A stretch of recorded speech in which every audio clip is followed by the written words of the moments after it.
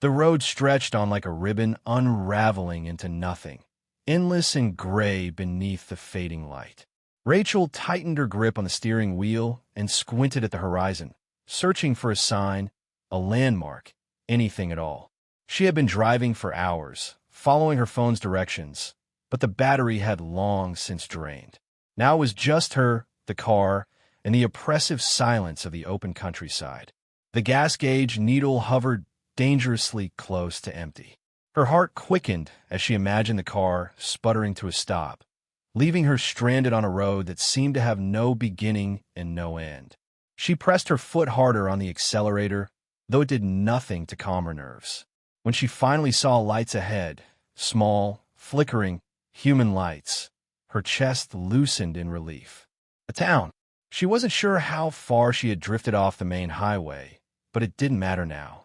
Civilization meant gas, food, maybe even a place to rest before heading back to the interstate. The sign at the edge of the town was rusted, the lettering half-faded, but she leaned forward to read it as her headlights swept across. Welcome to Ashbrook. The name meant nothing to her. It wasn't on any map she remembered, but exhaustion dulled her curiosity. She needed fuel and directions, nothing more. Ashbrook's streets wound narrow and crooked, lined with houses that leaned a little too far to one side, their windows black and unwelcoming. A general store sat on the corner, its sign swinging gently in the night breeze. The street lamps buzzed faintly, but most flickered as though struggling to stay alive. Rachel slowed the car, scanning for a gas station. The streets were empty.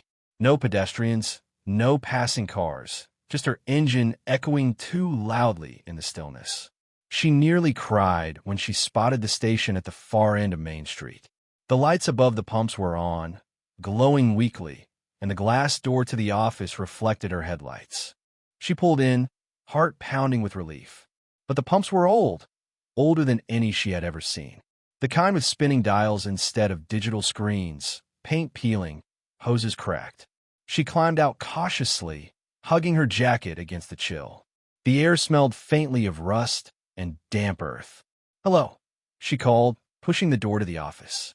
The bell above the frame jingled, the sound sharp against the silence. Inside, the place looked frozen in time. A dusty counter with an old cash register, shelves lined with motor oil and faded snack wrappers, and behind the counter, an old man in coveralls who looked as if he hadn't moved in hours. He lifted his head slowly, his eyes pale and unfocused. "Need gas," Rachel said, forcing cheerfulness into her tone. "Is the pump still working?" The man's gaze lingered on her, unblinking, before he nodded once. "Cash only." "That's fine." She reached for her wallet, grateful she had withdrawn money earlier. "How much?"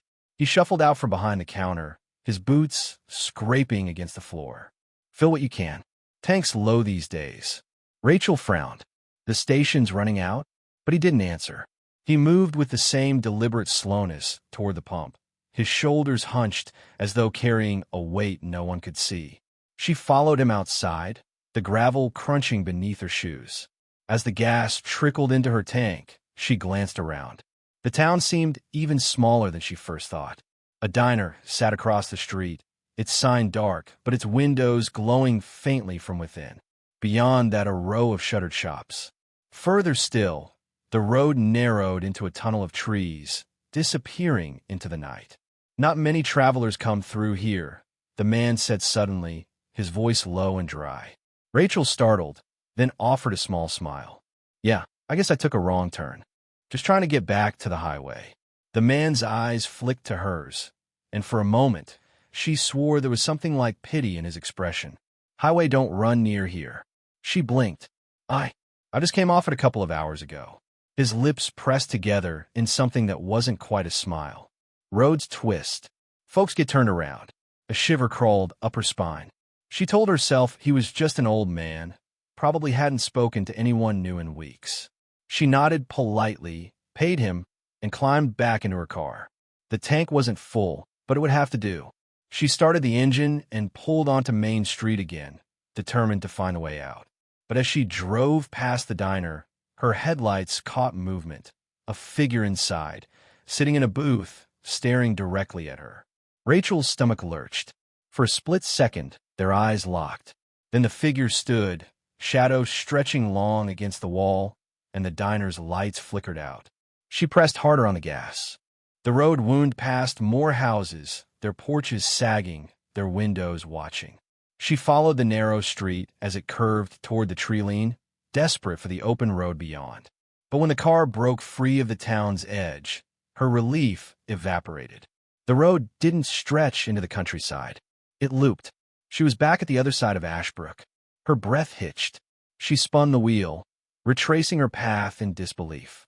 Minutes later, she found herself rolling down Main Street again, the gas station looming to her left, the diner glowing faintly on her right. "No," she whispered. "No, I didn't." Her hands trembled on the wheel. She tried again, this time turning down a side street.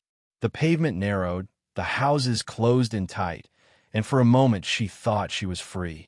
But the road bent, curled, folded back on itself. And there she was, in Ashbrook again.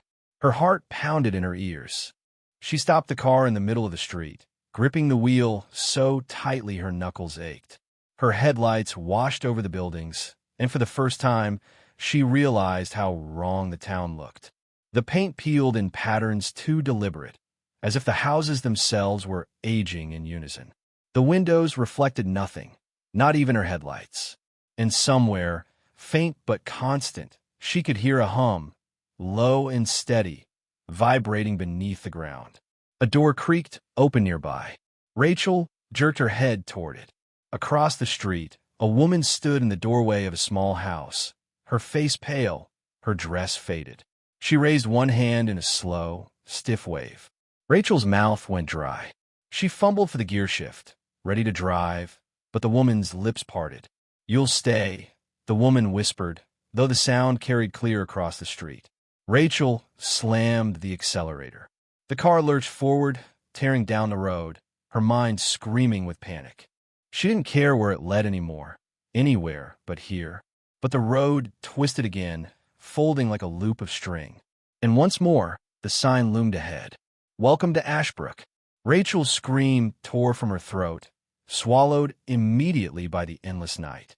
Rachel's scream faded into a rasp as the car rolled back into the center of town, headlights washing over the same sagging houses, the same crooked lampposts, the same diner with its darkened sign. Her foot hovered above the brake, her body trembling with disbelief. She had driven in a straight line. There was no way she could have circled back, not unless the road itself was folding her into place. She forced herself to slow the car. Panic had gotten her nowhere. She needed to think, to breathe, to figure out how to break whatever this was. She coasted to a stop in front of the diner, the faint glow still leaking through its windows. Rachel hesitated, then shut off the engine. Maybe someone inside could help her. Maybe there was a map, a phone, anything. She tucked her keys into her pocket and stepped out, the night air colder now, clinging to her skin. The bell above the diner door jingled when she pushed it open. Inside, the room was washed in the dull glow of fluorescent lights, their buzz filling the silence. Red vinyl booths lined the walls, their seats cracked and faded. The air smelled faintly of old coffee and grease that hadn't been fresh in years. Behind the counter, a man in a paper hat stood with his back to her, motionless. "Excuse me," Rachel said, her voice unsteady. "Do you have a phone I could use? I'm trying to get back to the highway." The man didn't move. Slowly, he turned his head, and Rachel's breath caught. His face was pale, too pale, his features blurred at the edges as though he were half hidden by fog. His eyes were hollow, black where irises should be. Rachel stumbled back a step, bumping into a booth. The man lifted a coffee pot, steam curling from its spout, though Rachel hadn't seen a machine brewing. He poured into a chipped mug and set on the counter with deliberate slowness. Then he looked at her fully, his mouth curling into something like a smile. "You'll need your strength," he said. His voice was flat, distant, as though carried through water. "No one leaves on an empty stomach." Rachel's heart hammered. I don't want food. I just need to get out of here." The man tilted his head. "Out." He chuckled softly, though the sound was hollow. "There is no out, only through." Rachel's throat tightened. Through what? But the man didn't answer. He slid the mug closer, the black coffee trembling against the rim. Drink. It helps with it turning. She backed toward the door, shaking her head. I'm not staying. I'll find another road. The man's hollow eyes tracked her every movement. His smile didn't falter. They all lead back. Roads here know their masters. Rachel shoved the door open and stumbled into the night, gulping the cold air. She sprinted across the street to her car, her hands fumbling with the handle. She didn't look back until she was inside, locking the doors, starting the engine. The diner lights flickered as if in farewell. The man was still standing there, still smiling, watching her through the glass. Rachel drove again, this time choosing random turns, desperate to shake the loop. She darted down narrow side streets, then veered back toward the tree line, her tires crunching against gravel. She ignored the way the houses leaned closer, ignored the way the lamplight seemed to follow her. But no matter how fast, how far, she always returned. The gas station, the diner, the crooked sign welcoming her to Ashbrook. By the third loop, her hand was slick with sweat. Her chest heaved with sobs she couldn't contain. She parked in the middle of the street, pounding the steering wheel until her knuckles ached. This isn't real, she whispered. It's a nightmare. I'll wake up. I'll wake up. A soft knock rattled her window. Rachel froze. Slowly, she turned her head. A child stood there, a girl no older than 10, her dress faded, her hair tangled. She stared through the glass with wide, solemn eyes. Rachel rolled the window down a crack. Sweetheart, are you okay? Where are your parents? The girl tilted her head, the movement unnervingly familiar. They're inside, she said softly. Inside where? The girl pointed back toward the rows of houses. Her finger lingered on one in particular, a narrow home with sagging steps and curtains drawn tight. Its door was slightly ajar, as though waiting. Rachel's skin prickled. Is someone hurt? The girl lowered her hand. Her eyes never left Rachel's. You should come inside, too. Rachel's pulse thundered. Every instinct screamed no. But another part of her, the desperate, exhausted part, whispered that maybe this was the key. Maybe the way out wasn't on the road. Is there a phone? Rachel asked, voice shaking. The girl's expression didn't change. Come and see. Rachel shut off the engine. The silence pressed in instantly, heavier than before. She opened the door, stepping onto the cracked pavement, her legs trembling beneath her. The girl turned and began walking toward the house without another word. Rachel followed. The porch groaned beneath their weight. The door swung open farther, as if pulled by unseen hands. Rachel hesitated on the threshold. The smell of dust and damp would thick in the air. The girl slipped inside. Rachel swallowed hard and stepped after her. The interior was dim, lit only by the weak glow of a lamp in the corner. The wallpaper peeled in long strips, the floorboards bowed. A grandfather clock ticked in the hall, though its hands were frozen at midnight. Hello, Rachel called softly. Her voice was swallowed instantly. The girl stood in the middle of the room, her back to Rachel. Slowly, she turned her head, and for the first time Rachel saw her eyes clearly. They weren't a child's eyes at all. They were old, so old, clouded and hollow, staring at Rachel with something like recognition. Rachel's stomach dropped. What is this place? The girl opened her mouth, but the voice that came out wasn't hers. It was deeper, layered, as if many voices spoke together. This is where they wait. The lamp flickered. Shadows thickened in the corners of the room, swelling and shifting like living things. The air grew heavier. The hum Rachel had heard outside, now vibrating through the floor. Rachel backed toward the door, her breath ragged. But when she turned, the door was gone. In its place stood another wall, papered in peeling flowers. Her heart slammed against her ribs. She spun back, searching for the girl, but the room was empty now. Only the faint echo of that layered voice remained. This is where you wait, too. Rachel's scream broke the silence, but no one came. Rachel pressed her palms against the peeling wallpaper, searching for seams, for cracks, for any sign that the door she'd entered through was still there. But the wall was solid, cold, and unyielding beneath her trembling hands. Her chest rose and fell in jagged bursts. No, this isn't possible. The hum beneath the floor deepened, vibrating through her shoes into her bones. She staggered back, clutching herself, her eyes darting around the dim room. The lamp sputtered once, twice, then steadied.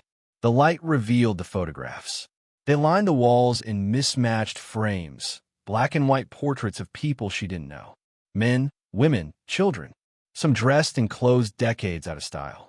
Some smiling faintly, others staring blankly as if caught by surprise. Rachel stepped closer, her breath fogging in the chill. Each face seemed too sharp, too present, as though they were watching her in return. Her stomach twisted when she saw one portrait near the end of the wall. A young woman in a jacket almost identical to Rachel's own, her hair pulled back the same way Rachel wore hers. The woman's eyes were wide, her lips slightly parted, frozen mid-breath. Rachel stumbled back.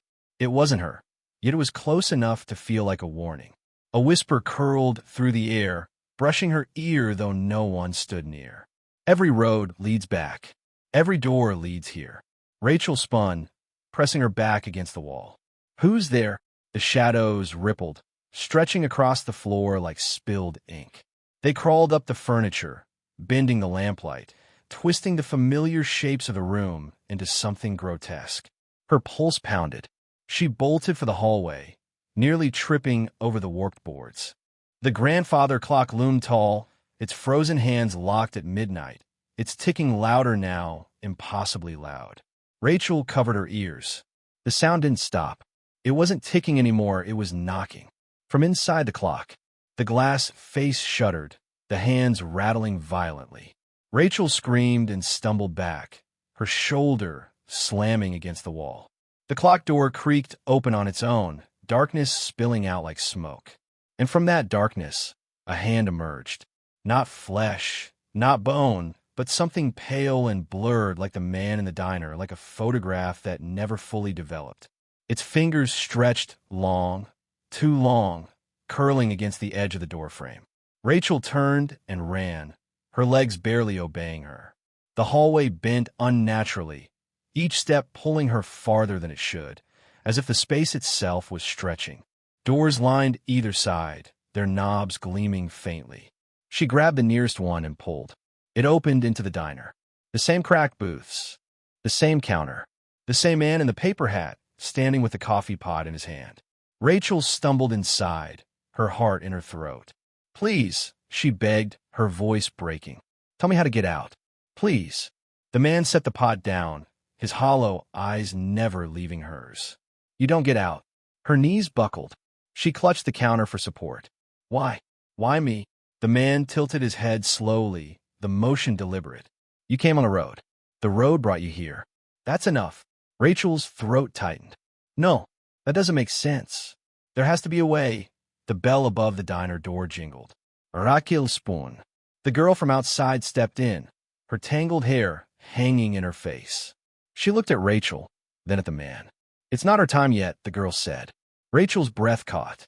The man's expression didn't change, but something flickered in his gaze. He turned away, began wiping the counter with a cloth that was already clean, then let her wander. Rachel stared between them. "What does that mean? What time?" The girl walked toward her, her bare feet silent on the tiles. "Ashbrook keeps you at once. It doesn't matter why. You can't leave until it lets you." Rachel shook her head violently. "No, I don't accept that. There's always a way out." The girl tilted her head, her expression unreadable. "If you try, you'll only come back. Again and again, until you understand." Rachel's chest heaved with panic. "Understand what?" The girl's lips curved into the faintest smile. "That there's no way out." Rachel grabbed her arm, desperate. "Then how do you know? Why are you different?" The girl's eyes darkened. "Because I already stayed." Rachel's grip loosened. A chill spread through her chest. "You're not alive, are you?" The girl didn't answer. She stepped back, and for a moment Rachel thought her form flickered, as though she were nothing but another photograph, another echo. Rachel backed toward the door, tears burning her eyes. She shoved it open and ran into the night, not caring where her feet carried her.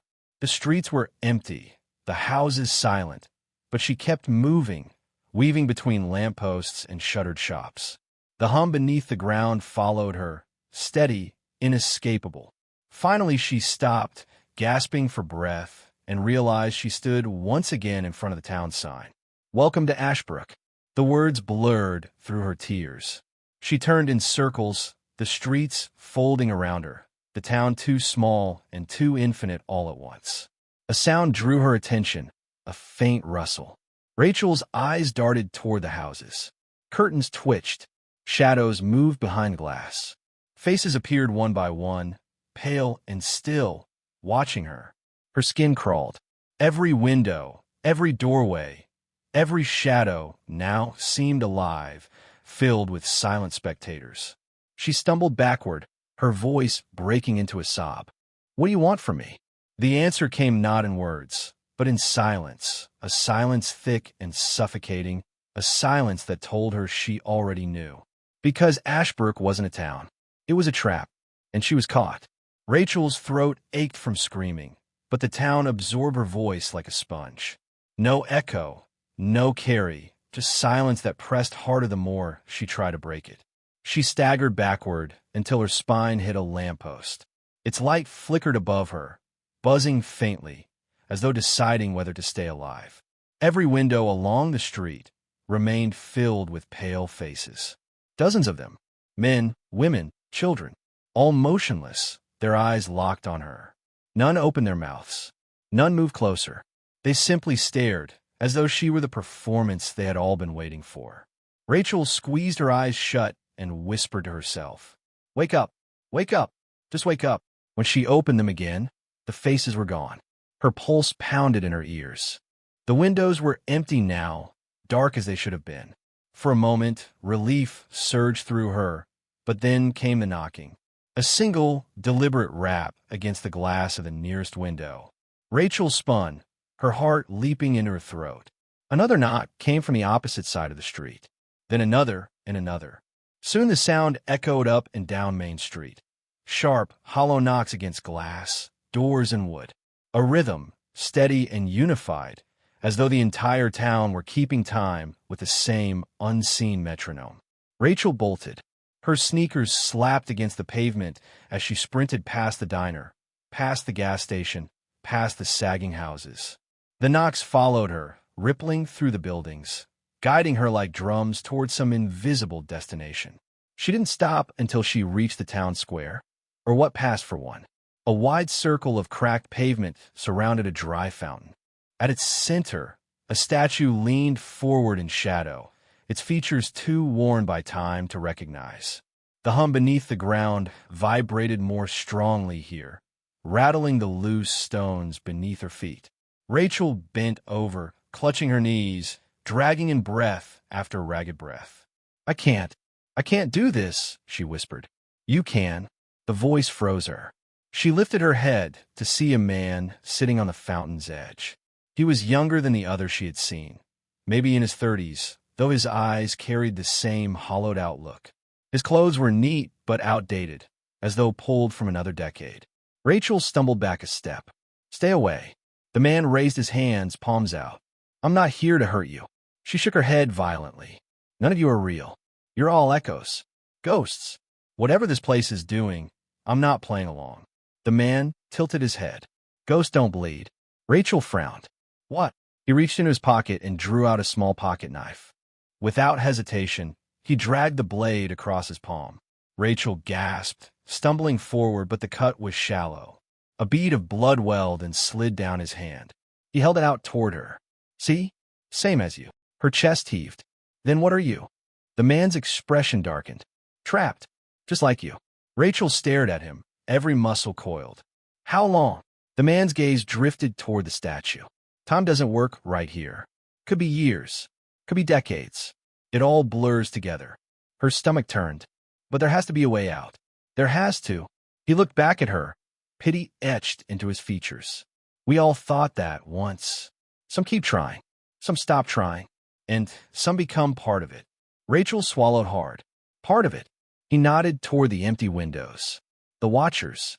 The faces you saw, they weren't always that way. They were like us once. Then they gave in. Rachel's knees nearly buckled. She forced herself to stay upright. I'm not staying here.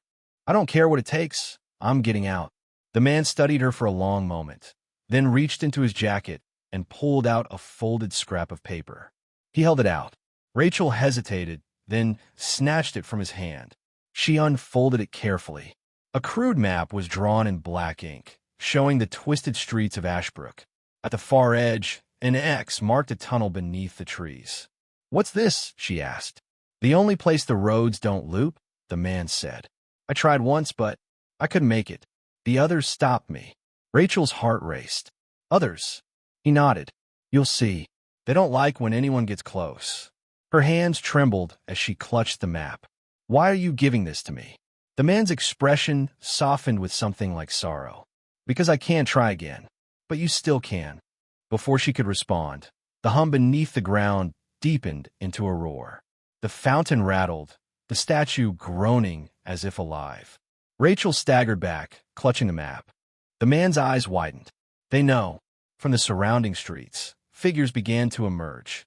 Men, women, children, pale and blurred like the man in the diner, like unfinished photographs. Their movements were jerky, unnatural, their eyes locked on Rachel. "Run," the man shouted. Rachel didn't hesitate. She darted into the nearest alley. The map clutched against her chest. Her lungs burned, her legs screamed, but she pushed herself faster, weaving through the narrow streets. Behind her, the watchers followed. Their footsteps didn't sound like normal feet. They scraped and dragged, yet somehow kept pace. Rachel turned corner after corner, desperate to throw them off.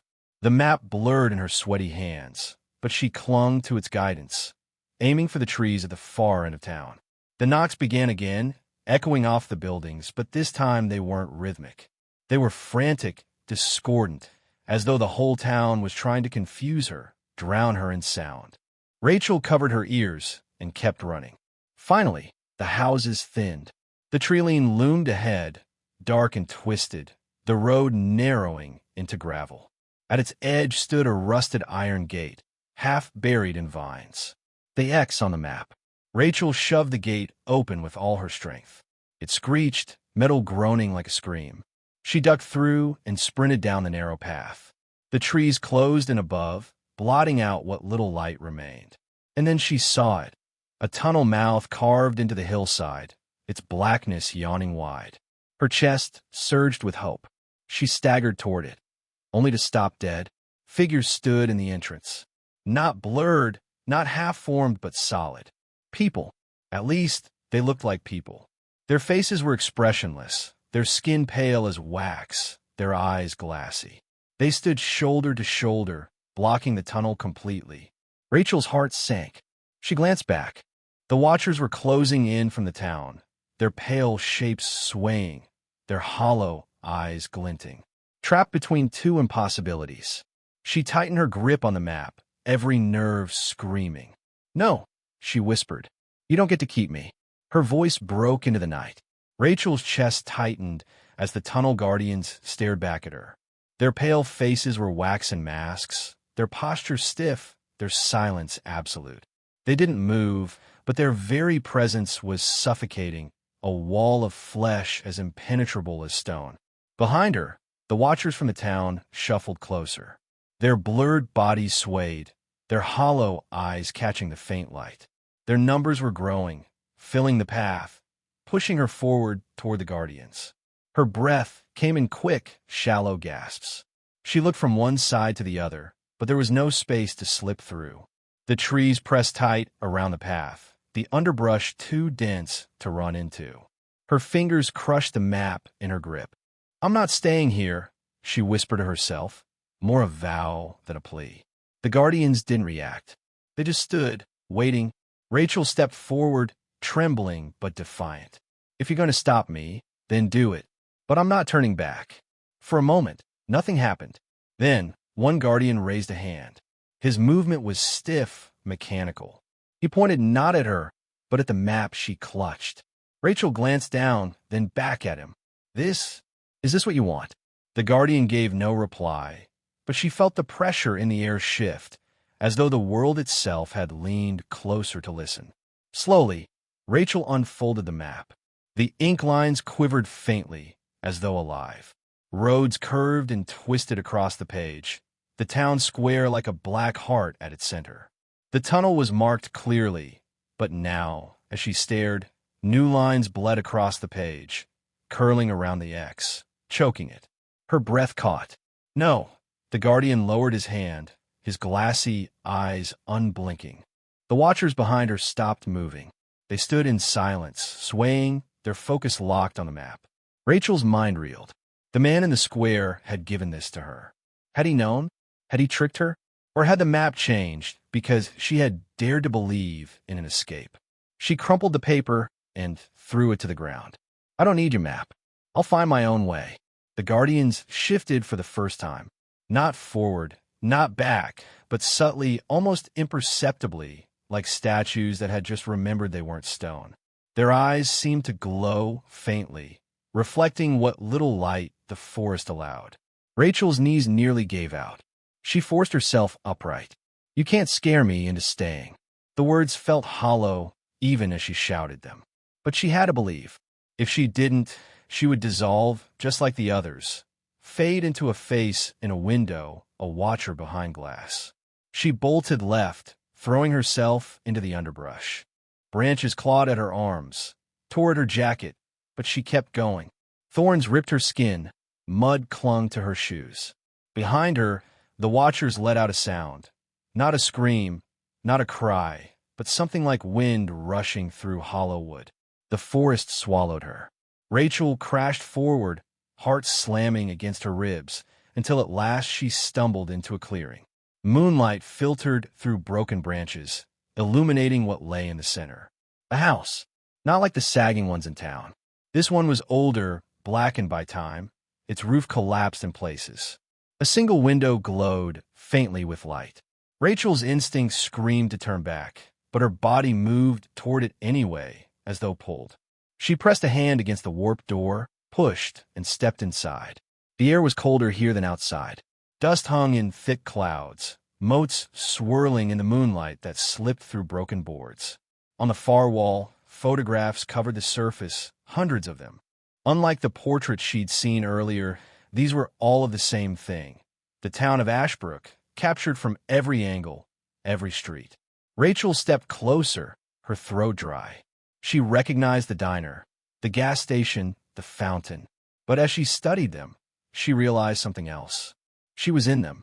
In photograph after photograph, Rachel appeared, walking down Main Street, standing in the square, sitting in her car, staring out the windshield with wide eyes. Her chest constricted. The photos weren't old. They were now. Her trembling hand reached for one pinned near the bottom, showing her in this very clearing, her back turned to the house she now stood in. Rachel staggered back, the photo fluttering from her grip. A voice drifted from the shadows. Now you see. She spun. The man from the fountain emerged from the darkness. His expression was grave, his eyes fixed on her. You knew, Rachel whispered. You knew the map wouldn't work. His jaw tightened. It worked once, for someone else. But Ashbrook adapts. It closes every door we find. Rachel's hands shook with rage and despair. So what? We're just supposed to accept it? To become one of them? The man stepped closer, his voice low. Not accept. Resist. Every second you don't give in, you defy it. That's all we have. Rachel shook her head. That's not enough. There has to be more. The man's gaze flicked to the photographs. There is. But it comes at a cost. Rachel followed his eyes. What cost? He hesitated, then whispered. To escape, someone else must take your place. Rachel froze. Her breath caught in her throat. What? The man nodded slowly. Ashbrook doesn't let go. It trades. One in, one out. That's how the roads work. Her stomach twisted. So you want me to condemn someone else? To do this to them? His expression was unreadable. It's the only way anyone ever left. Rachel's voice cracked. You said the roads brought me here. I didn't choose this. The man's eyes softened with something like pity. None of us did. Rachel's hands clenched into fists. She wanted to scream, to deny it, to tear down every photograph on the wall. But deep inside, she felt the truth of his words. The town wasn't a prison that could be escaped.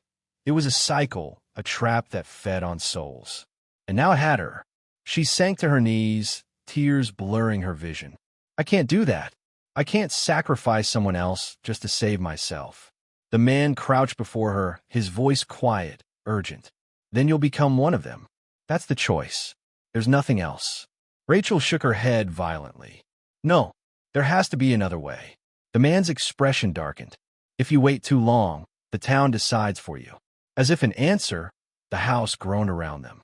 The photographs fluttered against the walls, some tearing free, swirling through the air like dead leaves. Rachel clutched her head, her scream drowned in the rising hum that shook the very ground. The man grabbed her shoulders. Decide, Rachel. Decide now. Her vision swam. The watchers were coming. She could feel them, pressing closer, filling the clearing, their eyes burning through the walls. She had only moments left. Rachel's breath came in shallow bursts, her vision swimming as the photographs tore themselves from the walls, whirling in a frantic storm. Faces flickered in the scraps of paper, eyes hollow, mouths frozen mid-breath. The watchers pressed closer, their silent weight bending the air itself. The man's grip on her shoulders tightened. His voice was low, nearly drowned in the rising hum. It's the only way. One in, one out. Take the chance before it's gone. Rachel's heart pounded like a drum. A part of her screamed to run, to push him away, to fight, but another part whispered the terrifying possibility that he was right, that the only way to escape was to damn someone else. Her hands trembled. Her lips parted. I can't. The man's eyes flashed with something sharp. Then you'll belong to Ashbrook. The hum surged into a roar. The photographs slammed against her, stinging like paper cuts. She threw her arms over her face, crying out. Then silence. Rachel lowered her arms slowly. The storm of photographs hung frozen in the air around her, suspended as if by invisible threads. Every face turned toward her, watching. The man stared too, but now there was fear in his eyes. It's chosen you. Rachel's chest tightened. What do you mean? He swallowed hard, his voice trembling. You're not being asked to choose. You're being asked to replace. Her body went cold. Replace what? Before he could answer, the ground split open with a deafening crack. The house shuddered, beams snapping, floorboards curling upward like peeling skin. From the darkness below, something vast began to rise, a shape too large, too formless to understand. Shadows surged into form. Dozens of figures rose with it, faces blurred, bodies flickering like torn film. The watchers. They poured into the house, surrounding Rachel, the hum now their voice, chanting in unison without words. Rachel staggered back. No, you can't take me. The man's face twisted with desperation. Fight it. Offer someone else now before it's too late. Rachel's mind flashed with images. Her family, her friends, strangers she passed on the highway. Faces she could name, lives she could never condemn. She shook her head violently, tears streaking her face. I won't do that to anyone. The watchers pressed closer, their bodies warping into her space, their blurred edges cutting into her vision. The hum filled her skull, pressing her thoughts into static. And then Rachel did the only thing left. She screamed, not in fear, but in defiance. I choose no one. The air itself seemed to shatter. The photographs on the walls combusted into ash, raining down around her. The watchers reeled back, their blurred bodies spasming, flickering in and out of existence. The man clutched his head, shouting in agony. You can't. It doesn't work like that. But Rachel stood taller, every nerve burning, her voice breaking through the hum. I am not your prisoner. You can't feed on me. You can't keep me. I'm not staying. The roar that followed was like the sky tearing open. The shadows lunged for her, clawing, writhing, trying to smother her light. Rachel closed her eyes, braced herself, and pushed back with everything she had. And then, silence again. When Rachel opened her eyes, the house was gone. The clearing was gone. She stood on asphalt. Her car sat in front of her, engine idling, headlights cutting through a normal night. The trees were just trees. The stars shone clearly above. No hum, no watchers, no faces in windows. Rachel's knees gave out. She collapsed against the car, sobbing, her fingers gripping the cool metal as though it were the only real thing left in the world. Minutes, or hours, passed before she could bring herself to climb inside. She sat behind the wheel, staring at the road. The map was gone. The photographs were gone. Even the man from the fountain had vanished from her memory, like smoke slipping through her fingers. But one thing remained. In the rearview mirror, the crooked sign reflected faintly in her headlights. Welcome to Ashbrook. Her chest froze. She twisted in her seat, but the road behind her was empty. Only dark trees stretched endlessly into the distance. When she turned back to the mirror, the words on the sign were gone. Rachel gripped the steering wheel. Her voice was barely a whisper. I'm free. I'm free. She pressed her foot to the gas. The car rolled forward, leaving the forest, the town, the nightmare behind. But somewhere in the silence, Rachel thought she heard it. Faint, almost inaudible. A knock. Just one. From the trunk.